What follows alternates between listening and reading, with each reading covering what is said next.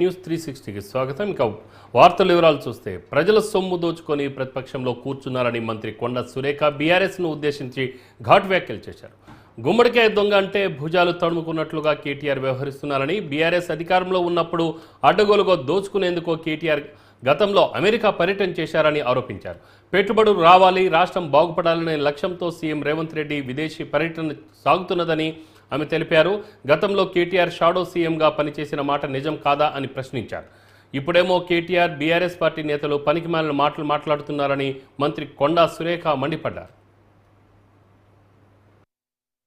భువి biochemicals company 1040 కోట్ల పెట్టుబడితో ethanol యూనిట్ని, ధాత్రి బయోసిలికేట్ కంపెనీని 160 కోట్లతో సిలికాన్ బయోగ్యాస్ యూనిట్ను కోరుట్ల నియోజకవర్గంలో మెట్పల్లి మండలం మెట్ల చిట్టాపూర్లో స్థాపించినట్లు మంత్రి కేటీఆర్ స్వయంగా ప్రకటించారు. ఆ ప్రకటన కూడా వాళ్ళ పేపర్లోనే, తెలంగాణ పేపర్లోనే వచ్చింది. తెలంగాణ టుడే వాటిల్లో అది మీకు చూపిస్తాను. మరి ఆ మేరకు అప్పుడు కంపెనీ ఎంఓయూ కుదుర్చుకున్నది. బీఆర్ఎస్ పత్రికలైన తెలంగాణ టుడే, నమస్తే తెలంగాణలో ఈ విషయాన్ని 10th జూలై 22 వాళ్ళు అచ్చేయడం జరిగింది.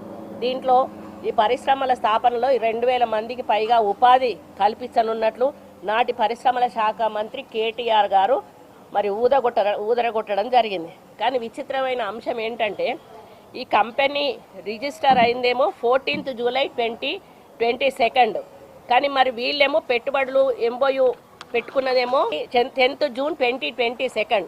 అంటే దీంట్లో ఎంత లూప్ హోల్స్ ఉన్నాయో ఈ ఒక్క చిన్న దాన్ని బట్టే మనకు అర్థమవుతా ఉంది. ఇగో ఈ విధంగా ఆయనే స్టేట్మెంట్ ఇవ్వడం జరిగింది. అంటే కనీసం రిజిస్ట్రేషన్ లేనటువంటి కంపెనీ తోటి ఎంఓయూ చేసుకోవడం అనేది ప్రజలను ఏ విధంగా మోసం చేశారో మనం అర్థం చేసుకోవాలి.